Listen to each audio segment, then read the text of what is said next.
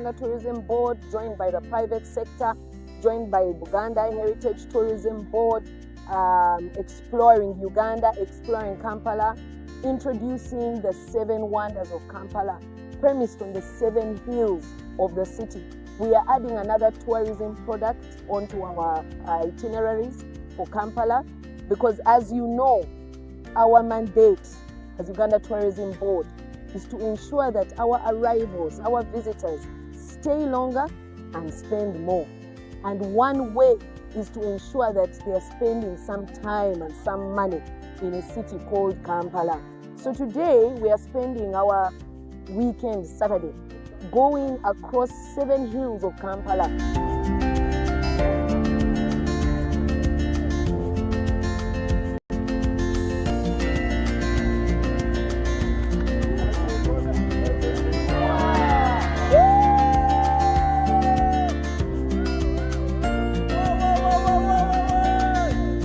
So one of our 7 wonders of Kampala, the first one is going to be our Independence Monument.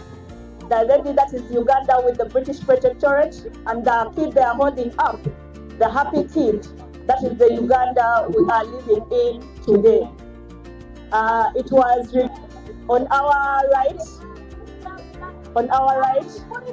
that is Peak Hotel, the first hotel we have in Kampala, but not in Uganda.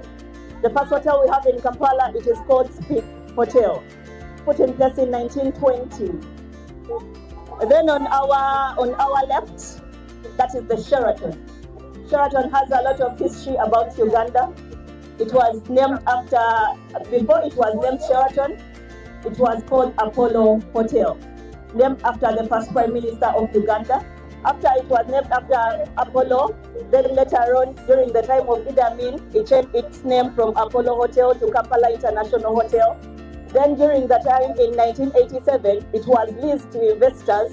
Then in 1991, it was opened as Sheraton Kampala. The monument on the left, that is the first president. So on the left, we have Kampala Serena Hotel. We have different hotels in Kampala, and some were rated. When I say rated, we have a 4-star, 5-star, 3-star, 2-star. That is the compound for National Theatre. I think some of you have been to National Theatre. In case you are a fan of theatre plays, music and drama, that is a place to go to. And I've seen people influencing about the coaches which go to Nairobi, and also the much power coaches, that's where they park. In case you want to go to Nairobi, or in case you want to go to Kenya, that's where they park.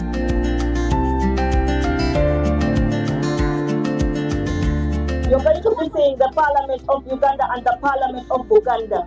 The country is Uganda, the kingdom is Buganda, the people are Baganda, the language is Luganda. So welcome to Kampala once again. The 2 similar buildings you're seeing, are you seeing them? Still on the right, we have the office of the Prime Minister and also the office of the President. And also on the writing on the wall, that is Independence, October 9th, 1962. Remember when we got our independence, that is the day we got our independence.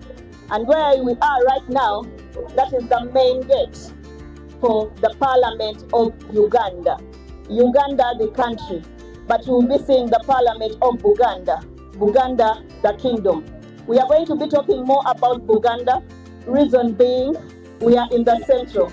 Remember, Uganda is divided in 2 different parts, and also the people in the central are Baganda. We have the people from the north on the bus, we have the people from the west, and we also have people from the east.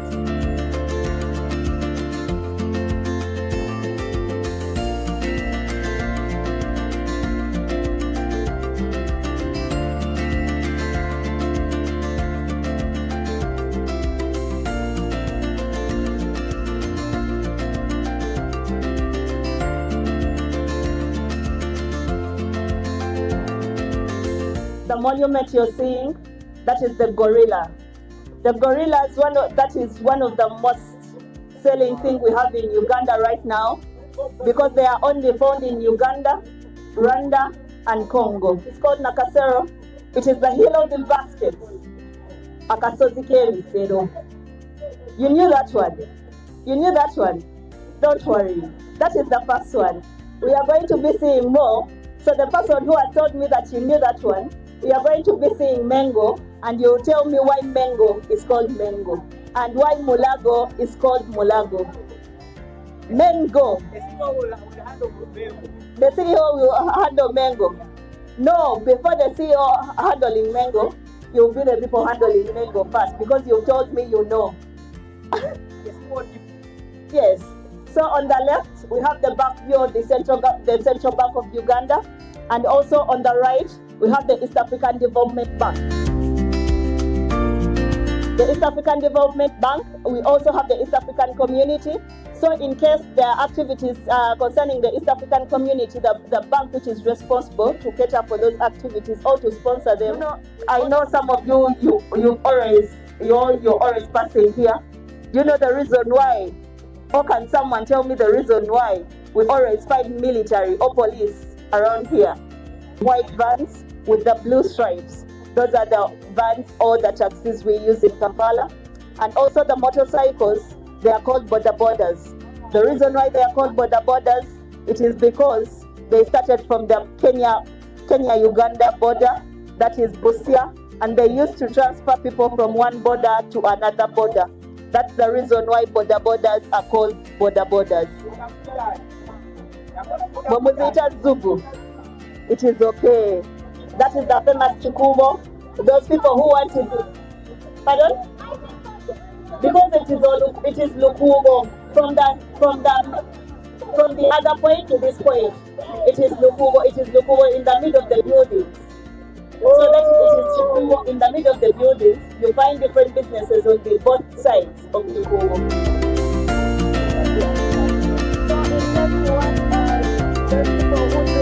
Before all the construction you've been seeing, decided to do that, to construct that Fort Lugard, and then that's where Kampala originated from. That's the place where Kampala is. But later on, it expanded. So the reason why Old Kampala is Old Kampala, so this side is Kampala Mukade, the other side is Kampala. So when they tell you to come to Old Kampala, this is the place you come to. Or when they tell you to come to Kampala Mukade, this is the place you come to. Still on this hill, we find the biggest mosque we have in Uganda, the biggest mosque we have in East Africa, and the third biggest we have in Africa. They started constructing it in the time of Idi Amin when he was ruling Uganda, because he was a Muslim and he also supported the Muslim community in Uganda. But then later on, he stopped when he was overthrown.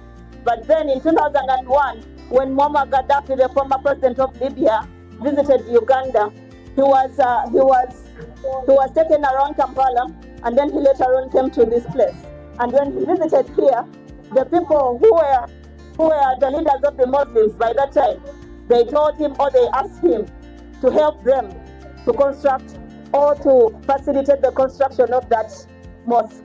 So in 2002, he accepted, and in 2002, they started constructing it, and the construction took till 2006.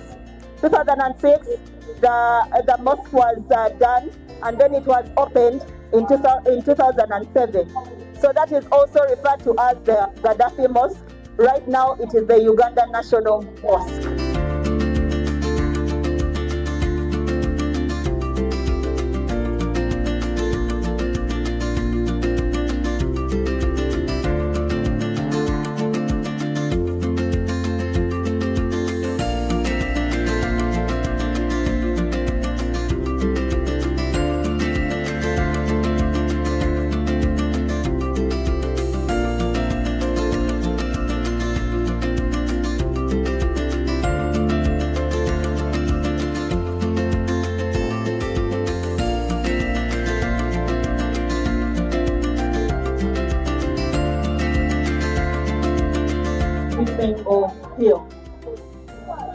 It doesn't mean that men should go.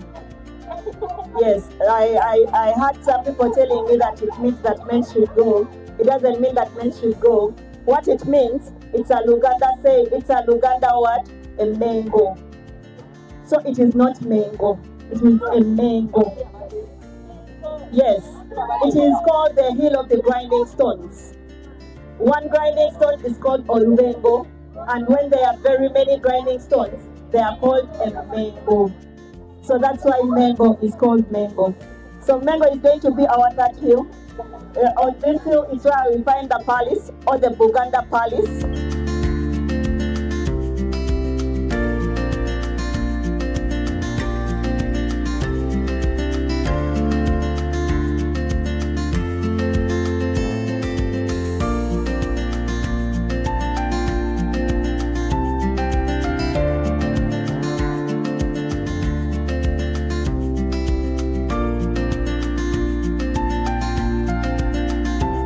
My name is Muyomba Augustine, and I'm going to talk about the Mengo Palace. Yeah, on the downer side, that's the office, the headquarters of Buganda Heritage and Tourism Board.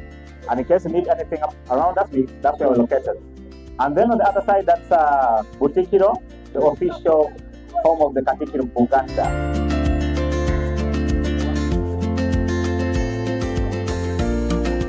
This is the official palace of the Great Buganda Kingdom. Initially, this place was called Kagerekamu. Yes, but this was the ancestral home of the hippopotamus clan people. Yeah, so in Buganda we're clan-based, and every clan in Buganda has a responsibility. The hippopotamus people are the traditional doctors in Buganda, and here they were using the grinding stones called amabengo to make the medicine. And that's where the name Mengo Palace derived from. Amabengo or Rubengo, either of the two. So,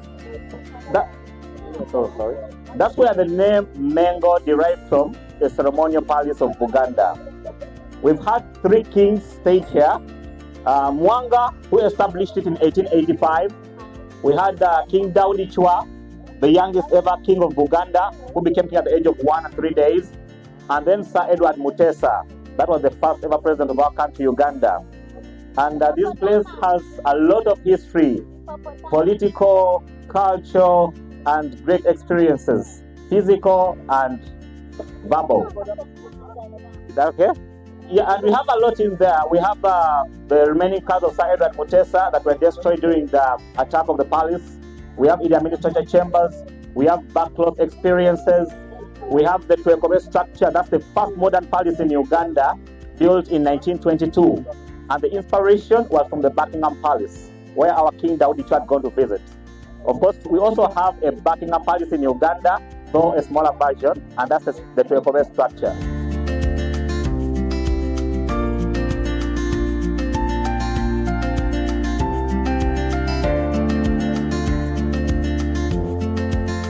Olwaleero twegasse ku bannaffe mu kisaawe ky'ebyobulambuzi mu kutongoza ebifo amakula 7 ebya Kampala. Naye ekyenjawulo ekiri mu bifo ebyo nti ebibiri ku bifo ebyo bifo bya Bwakabaka bwa Buganda era nga kwe kuli Olubiri lwa Ssaabasajja Kabaka olw'Emmengo wetuli wano olwaleero ate n'amasiro ga Bassekabaka e Kasubi. Tulina endowooza egamba nti ebyobulambuzi bisaana kuba byabali abava ebweru. Naye endowooza ye tuzizza nnyo emabega era gye tugezaako okulwana okujja mu bantu bakkirize nti ebyobulambuzi birina kuba byaffe okusinga bannansi tulaba kufuna abali ebweru okujja okutwegattako. So tuli basanyufu nnyo nti bannaffe aba Promote Uganda nga bali ne bannaffe aba ATEI bakoze enteekateeka ey'okulaba nti tutumbula ebyobulambuzi by'ekibuga Kampala, kubanga mu kibuga Kampala abantu mwe basinga okumala ebiseera bingi ate musoboka okumalamu ensimbi nnyingi, okusasula ensimbi nnyingi. So bwe tufuna abalambuzi ne tubakuumira mu kibuga okumala ekiseera kijja kutuyamba okubajjamu ssente nnyingi nnyo ziyambe mu kutumbula ebyobulambuzi ate n'okwongera ettutumu mu byenfuna ebya Uganda.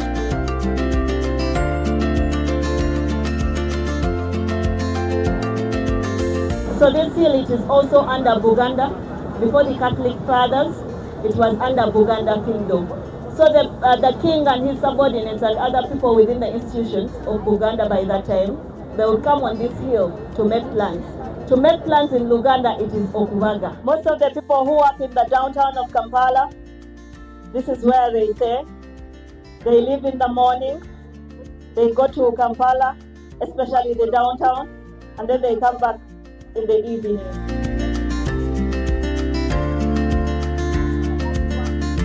Also part of the 7 hills. Kasumi is not part of the 7 original hills of Kampala, but when you're visiting the 7 hills of Kampala, you can never leave out Kasumi tombs. So if you've been at the palace, that is the Buganda Palace, you definitely have to come to the tombs. The tombs, they are at Kasumi, or the place is called Kasumi, and for them it used to be a palace. So welcome to Kasumi tombs, and we are going to be entering. We are going to have a guided tour around the tombs.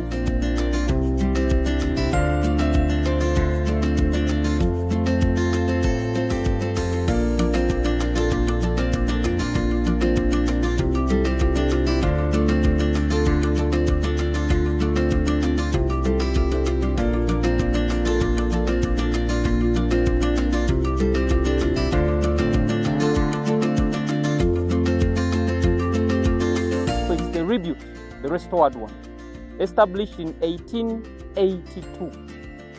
Yes, so it was receiving modifications up when it called on 16th March 2010. So inside, it's where the last 4 kings are laid to rest.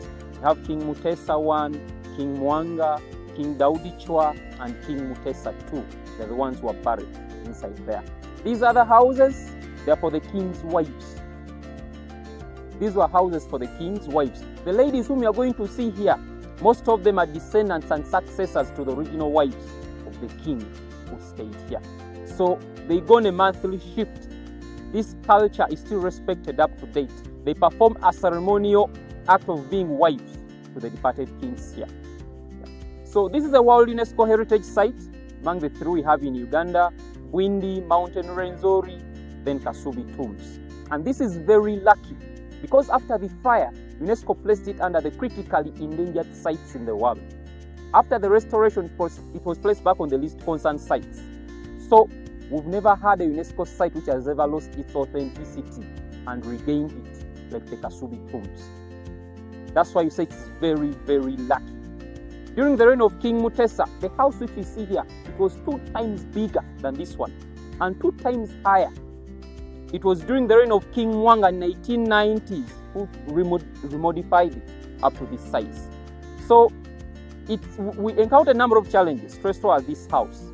Among them, there are the materials which we use: the reeds, the grass, the banana fibers, rhizomes, sisal. Most of them are very difficult to get in this modern world. And again, some plant material are not user-friendly, like this spear grass. You cannot easily mess with it, even the reeds. The people have the skills. Many were old like him, they were no longer energetic. So we needed him to train the young generation, which was somehow hectic.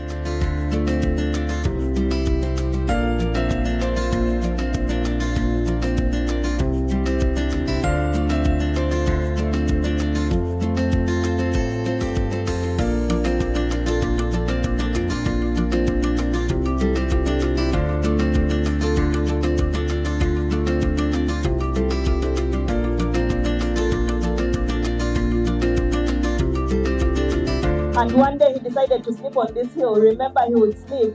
Then before the morning, he would go back to the palace. But that day, he decided to sleep. Or he slept a lot, and it was already morning.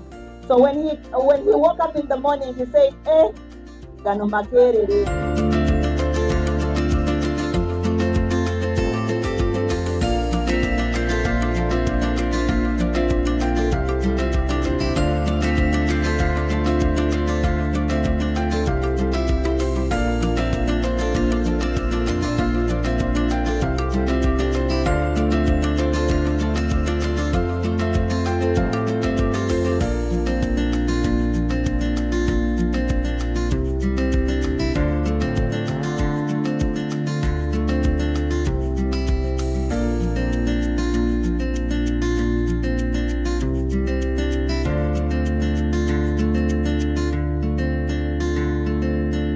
Get to know the history behind it.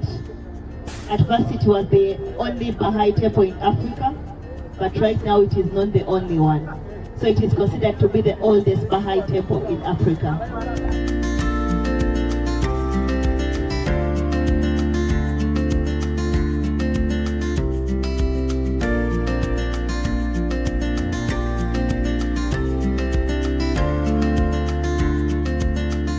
Weno twaze ne Seven Wonders of Uganda. Nga bwe mumanyi ekkulu eri eyagwa omwaka oguli twafuna Seven Wonders of Kampala.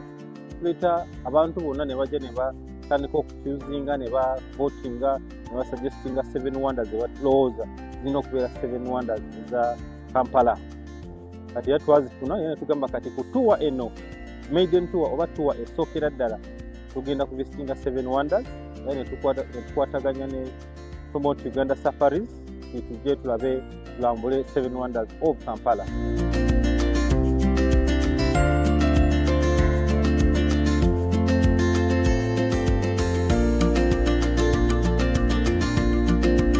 But what happened, the king, that was King Mwanga or Kabaka Mwanga, these Uganda martyrs were actually servants, serving within the palace. So they were very close. But when missionaries came, with their influence, much as they were doing great things of putting up the schools, the hospitals, and so on, because they were transformed people, they are also preaching the word of God. So the king felt bad because his own servants had deviated from the original religion they had believed in. So before Christianity and the Islamic faith, people believed in the African traditional religion, whereby to some extent the king was worshipped and the different gods that they used to believe in. So anyone that disobeyed such a king, who people had an attachment of worship, deserved to die. And this Namugongo was a special place gazetted for execution of anyone who is a threat to the king or wants to take over the powers of the king. So it was gazetted in 1760. That's why as you're entering in, you must have seen Namugongo 1760. That is not when the martyrs were killed. That is when the site was established. So the king chose this place as a special site for killing. And very many people from 1760 until the death of the Uganda martyrs. So martyrs are not the only people that were killed here. From 1760, the 25th king of Buganda started the place. That was King Kyabaggu. Now 1886 with the Uganda martyrs, it was King Mwanga who was the 31st king of Uganda. So about 6 kings made use of this site. We have pilgrims that come from Kenya, Tanzania, even far places in Uganda. But they walk, not because they don't have the money, but they want to walk the footsteps of the Uganda. I want to feel the pain these young people were subjected to. So, but when they reach, we tell them, you can never really experience what the Uganda martyr actually went, because for them they were tortured to a point that they could not walk anymore. And for those that failed to walk, they tied the legs of these people and they were dragged on their backs. So the back in our local language is Omugongo, meaning that. So the soldiers who are here, looking at the situation these young people were in, the blood is flowing, the bones are exposed. They are wondering, someone in this state, how could they have managed to reach here? Then those that brought them replied, they failed to walk, they have come on their backs. Mu Luganda bano balemedde otambula era batuuse Namugongo.